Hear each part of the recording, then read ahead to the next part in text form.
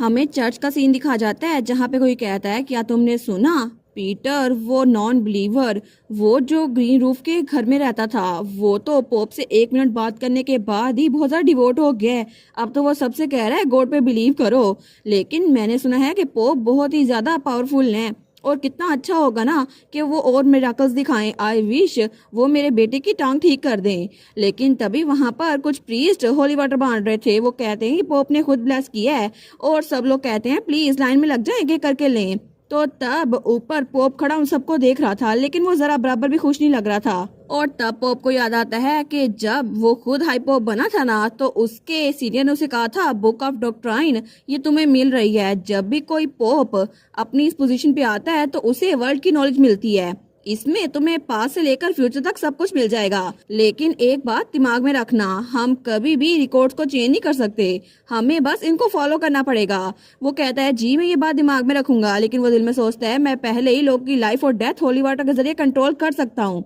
तो अब मुझे ये पावर भी मिल रही है जिसकी वजह से मैं पास्ट प्रेजेंट और फ्यूचर को देख सकता हूँ। तो मैं तो दुनिया में सबसे ज्यादा पावरफुल हूँ। लेकिन जैसे वो पोप बना था ना, तो वो सोचता है फाइनली ये बुक मेरे पास आ गई फाइनली। और जब लोगों से बात करा था फिर भी वो यही सोच रहा था मुझे इस बुक को देखना होगा। और जैसे उसने उस बुक को खोला था ना, वो कहता है सच में ये तो बहुत जरा बुरा हुआ कि पोप इस बुक का सेंटर नहीं है और ड्यूक हैसमैन और शहरिया इन दोनों को तो बहुत इंपॉर्टेंट रोल्स मिले हैं, जितने वो डिजर्व करते हैं उससे भी ज्यादा।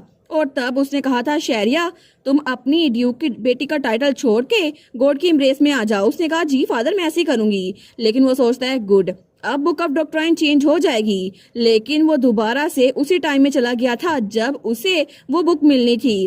वो सोचता है जितनी बार भी मैंने मर्जी कोशिश की रिजल्ट सेम ही रहा। जब भी मैंने फ्यूचर को चेंज करने की कोशिश की मैं पास्ट में उसी टाइम में फंस जाता था, इसी वजह से मैं फ्यूचर को चेंज नहीं कर पाया। और तब वो टेबल पे मुक्का मारते हुए सोचता है ठीक है तो क्या मैं फ्यूचर को चेंज नहीं कर सकता? ऐसा नहीं हो सकता। मेरा एक ही गोल था कि मैं इस फ्यूचर को खुद चेंज करूं, क्योंकि मैंने सुना था कि ड्रैगन्स वो गॉड के बहुत ज्यादा करीब होते हैं। तो मैं उनकी पावर्स ले लूंगा और चाहे मुझे डीमंस की पावर लेनी पड़े मैं उनकी भी ले लूंगा।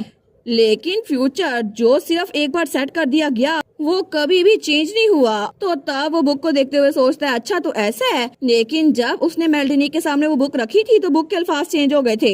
वो सोचता है अच्छा तो मेल्डिनिक बेबोला वो इतनी अहमियत रखती है। और एक टाइम पे फ्यूचर का रिकॉर्ड वो चेंज हो रहे थे, शहरिया चेंज हो गई, इसके अलावा ड्यूक हैसमैन उसका बिहेवियर भी चेंज हो गया।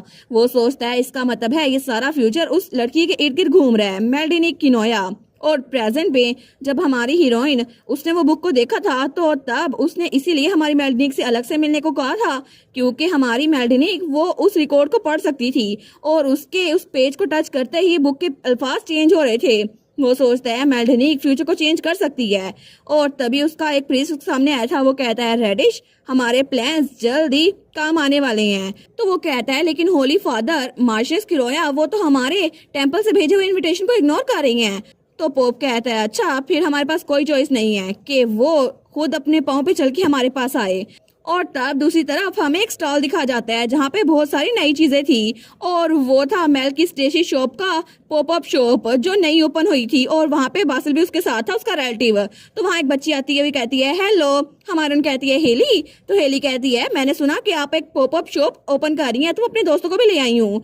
तो उसके दोस्तें कहती हैं हम क्या कर सकते हैं? मेल कहती है आप लोग यहाँ पे यमी चीजें खा सकते हैं। वो कहते हैं नहीं नहीं हमें आपको असिस्ट करना है। हमारी मेल सोचती है हेली तो सच में बिल्कुल एक अडल्ट की तरह लगती है और लगता है इसकी दोस्तें भी इसकी तरह अडल्ट बनना चाहती हैं। तो हेली कहती है और वो क्या है? मेल कहती है अच्छा वो तो एक नई चीज है जो मैंने बनाई है, ये एक स्पेशल इंचांटेड कलर पेपर है।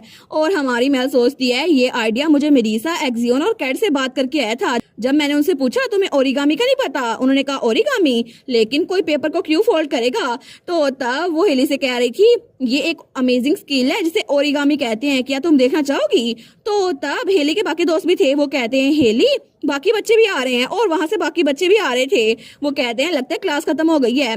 तो हेली वहां आगे जाती है और तब वहां स्पीकर पे हाथ रखते हुए कहती है सब लोग मेरी बात सुनो, एकेडमी के सारे स्टूडेंट्स क्या तुम लोग यहाँ आओगे? मैं तुम लोग को कुछ एंटरटेनिंग दिखाना चाहती हूँ। वो लोग कहते हैं अच्छा ये हेली है?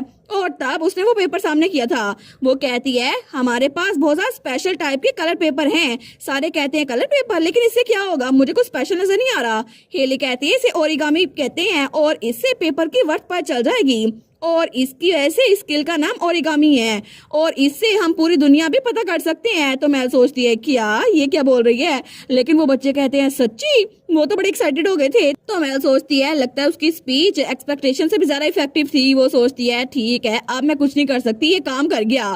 तो तब वो वहां पे पेपर को फोल्ड कर रही थी। तो वो सोचती है चलो मैं इनको दिखाती हूँ ओरिगामी वो कितना ग्रेटेस्ट है। तो बच्चे सोचते हैं वो कितना अमेजिंग है ना। तो हमारी मेल उस पेपर को फोल्ड करते हुए एप्पल की शेप का बनाती है। वो कहती है तुम लोग को क्या लगता है ये क्या है। बच्चे कहते हैं एक एप्पल। तो मेल कहती है बिल्कुल ठीक, और तुम लोगों ने सही करेक्ट आंसर दे दिया है ना, तो मैं तुम लोगों को कुछ मजेदार दिखाती हूँ। और तभी उसके हाथ में मैजिक से एप्पल आ गया था उस पेपर की जगह। बच्चे कहते हैं वाओ ये तो रियल एप्पल बन गया। मेल कहती है ये कलर पेपर इंचांटेड है, अगर तुम लोग जो कुछ मर्जी बनाओ ना तो ये वही बन जाएगा। वो लोग कहते हैं हम चीट शीट बना सकते हैं। मेल कहती है नहीं नहीं ये सिर्फ स्मॉल स्पेल काम करते हैं। तो तब बाकी बच्चे उसको देखते हैं। वो कहते हैं कितना अमेजिंग है ना। तो ये देखकर और भी सारे बच्चे वहां पर आ गए थे। वो कहते हैं ये क्या है। तो दूसरे बच्चे कहते हैं इसको देखो। लेकिन मेल तो बड़ी खुश थी। वो सोचती है मैं बड़ी ज्यादा खुश हूँ कि बच्चों को मजा आ रहा है। और तभी उनमें से किसी ने वहां पर एक कश्ती बनाई थी छोटी सी, उसको एक कैप की तरह अपने सर पे रखते हैं। लेकिन दूर किसी के बोलने की आवाज आ रही थी। मेल जब वहां पर देखती है तो वहां पे बासिल किसी आदमी के साथ बात कर रहा था। तो मेल सोचती है ये हो क्या रहा है, लेकिन वो आदमी बासिल की बात सुनते हुए भी वहां चला जाता है। तो मेल सोचती है क्या वो चला गया। आई गेस ये इतना बड़ा मसला नहीं है। तो वहां पे कुछ बच्चे कहते हैं हमें बेयर कैंडिंग मिलेगी। दूसरे कहते हैं इधर आओ लाइन यहाँ शुरू होती है। लेकिन वो सोचती है मुझे लगा था ये अच्छे से हो जाएगा। लेकिन उसके अगले ही दिन जब मेल वहां पर आई थी तो डिजास्टर था, क्योंकि सारी की सारी पॉपअप शॉप वो डिस्ट्रॉय हो चुकी थी। तो बासिल कहता है वो आदमी जो उस दिन आया था ना उसने बहुत ज्यादा बकवास की थी मेरे सामने और उसने कहा था हम शॉप को बंद कर दें, लेकिन मैं डटा रहा और आखिर में उसने सब कुछ तबाह कर दिया। हमारे कहती है अच्छा उसने बकवास की थी लेकिन क्या। वो कहता है उसने कहा था कि ये सारे प्रोडक्ट्स ये तो हमने चोरी की हैं और उसने तो मुझसे डिमांड लेटर भी मांगा है। हमारे कहती है कितना बुरा हुआ ना। वो कहता है मुझे पता है, लेकिन मैं सोचती है मुझे लगता है कि कोई हाई नोबल हाउस इसके पीछे होगा, क्योंकि ये स्पोर्ट के बिना नहीं किया जा सकता। मुझे लगता है शायद इसके पीछे पोप हो सकता है, लेकिन पोप इतने से मामले में दखलंदाजी क्यों करेगा। तो पीछे से बासिल कहता है उसने ये भी कहा कि एकेडमी के सामने पॉपअप स्टोर खोलना ये तो लॉ की वायलेशन है, लेकिन ऐसा कैसे हो सकता है। तो मेल कहती है लेकिन ये वायलेशन है। बासिल कहता है क्या, लेकिन अब हम क्या करें, क्या हम जेल में जाएंगे। वो कहती है नहीं नहीं मेरे पास एक प्लान है। वो दिल में सोचती है एक इलीगल ऑक्शन का ऑक्शनरियर बनने में इसमें कोई मसला नहीं था, लेकिन अब इसको मसला हो रहा है। तो बासिल कहता है अच्छा तुम्हारे पास एक प्लान है, वो तो बकायदा कांप रहा था। तो मेल सोचती है ये आवाज तो वहां पे एक ग्लोब था जिसके अंदर डैनी वही ड्रैगन वो थोड़ा बड़ा हो गया था। वो कहता है मोम। तो हमारी उन कहती है डैनी क्या तुम अकेडमी के अंदर हो। वो कहता है जी मैं हूँ। लेकिन हमारे सोचती है मैंने डैनी के साथ इम्प्रिंटिंग करने के बाद डोमिनिक को वोकेशन पे भेज दिया क्योंकि वो बड़ा काम कर रहा था, और मैंने डैनी से कहा वो अकेडमी में सबका ध्यान रखे और मैं कम्युनिकेशन ऑप के जरिए उससे कांटेक्ट में हूँ। लेकिन तभी वो सोचती है होल्ड ऑन। वो कहती है डैनी क्या अकेडमी में कुछ हुआ है। तो डैनी वो कुछ नहीं बोलता, लेकिन पीछे से कुछ बच्चे कह रहे थे मेरी आंखें दर्द कर रही है मैं डरी हुई हूँ टीचर, मुझे ये ओरिगामी नहीं चाहिए। तो डैनी कहता है यहाँ पर पॉप के लिए कुछ लोग काम कर रहे हैं, उन्होंने ओरिगामी पेपर को बॉम्ब की तरह एक्सप्लोड करवा दिया। तो बासिल बड़ा डर गया था। वो कहता है बॉम्ब। तो मेल कहती है बच्चे ठीक तो है ना। वो कहता है बिल्कुल मैंने बच्चों को हर्ट होने से बचा लिया। वो दोनों कहते हैं चलो ये तो अच्छा हुआ। लेकिन डैनी कहता है मुझे पहले रियलाइज हो जाना चाहिए था, मैं तो स्कूल देखने में बिजी था, मुझे माफ कीजिएगा।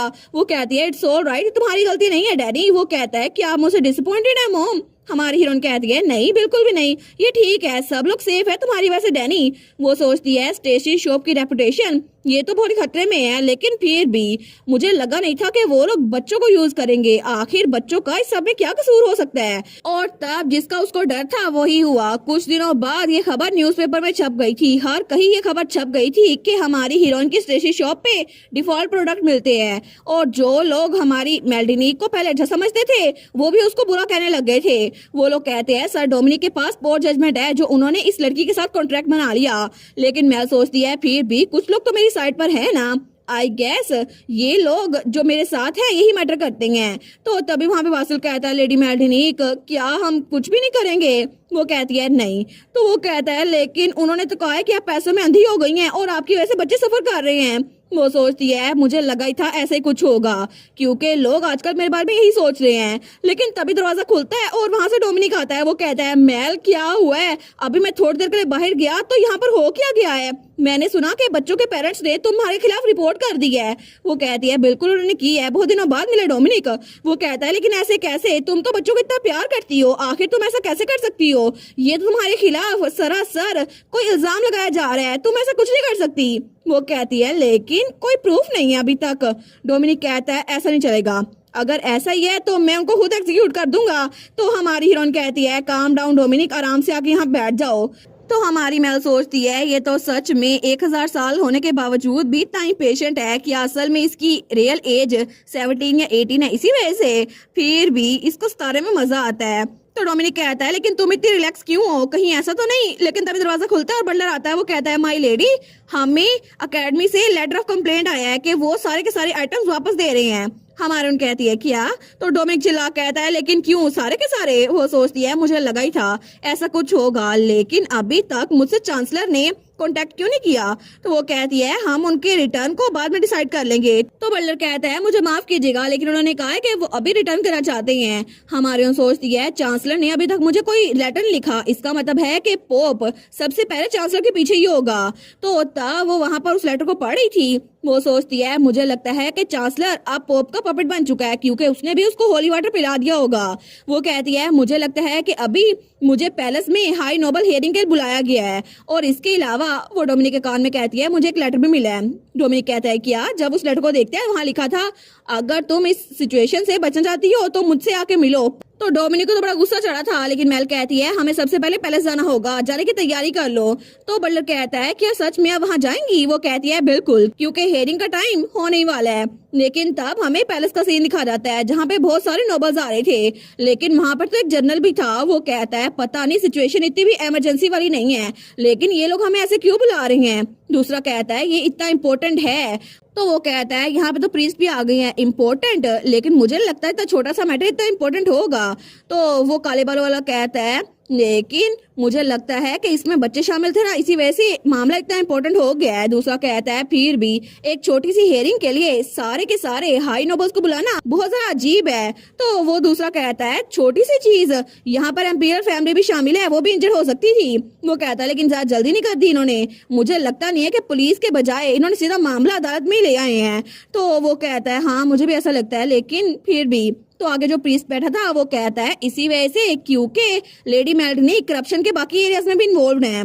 और तब वो स्माइल करते हुए कहता है हमें टेंपल में उनके खिलाफ कुछ सस्पिशियस मिला है, और तभी वो कुछ मैजिक करता है जिसकी वजह से वो काले बालों वाला उस पर भी कुछ जादू होता है। वो कहता है वो ठीक कह रहा है, क्रिमिनल को अभी की अभी सजा मिलनी चाहिए, और मुझे लगता है कि उसे हमें बख्शना नहीं चाहिए।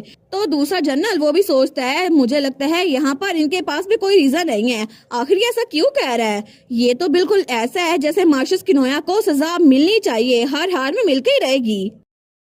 और इसी के साथ ये वाला पार्ट यहीं पर ख़त्म। तो आप लोग बताइएगा आप लोग को ये पार्ट कैसा लगा, और वीडियो को लाइक और चैनल को सब्सक्राइब लाजमी कीजिएगा। बाकी वीडियोस का लिंक भी स्क्रीन पर नज़र आ रहा होगा, तो काइंडली उनको भी चेकआउट कर लें। और thank you so much for watching my videos.